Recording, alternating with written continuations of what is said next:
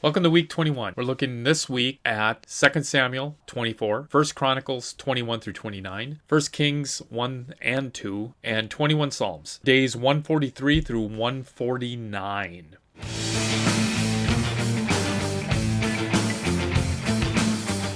We're going to be basically looking at the end of David's reign here, looking at it through a couple of different ways of 2 Samuel, 1 Chronicles, and 1 Kings. We end this with David wanting to do a census. Really, there's nothing wrong with the census, but the census that he wanted to do was for his own benefit, not for God's. It was his pride and his arrogance that was bringing it about. Satan influenced him to do the census, which 1 Chronicles states that, and that angered God, which is brought up in 2 Samuel also. David angers God, Satan influenced him. This was just all for looking for fighting men and to boast himself. Joab disagreed with him, but followed the orders anyway. Because of this, there had to be some type of punishment. And the punishment, God gave him 3 choices. 3 years of famine, 3 months of fleeing from your enemies, or 3 days of a plague. David chose the 3 days. It was devastating to many people in Israel, but was quick and decisive. As we move into Chronicles, we look at some of the preparation for the temple. We look at the way David had it structured and the way he had it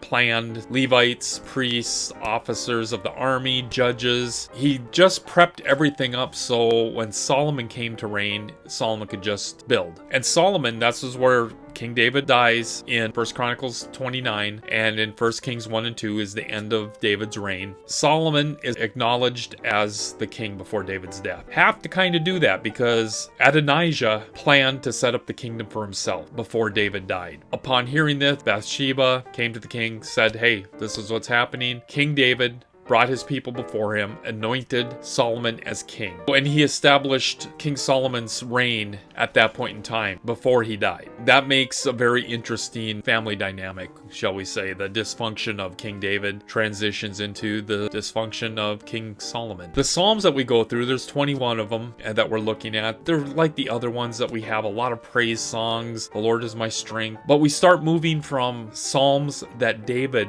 wrote to Psalms that Solomon wrote. And they do have a different read and a different feel to them. Reading them, you can kind of tell somebody else wrote them just by the way, the flow, and the feeling of them. There's some on thankfulness, of trust. In Psalm 118, verse 22, it's a prophetic psalm. It says, "The stone that the builders rejected has become the cornerstone." This is exactly what we were talking about with Jesus. He was rejected and he became the cornerstone of our faith. Many of the Psalms are fantastic. We're getting to the end of Psalms, and there's a few more of them. All the Psalms have some truth in them if you take the time to read them thoroughly. Dissect a couple of them. That's about all I have for this week, and I'll catch you next week.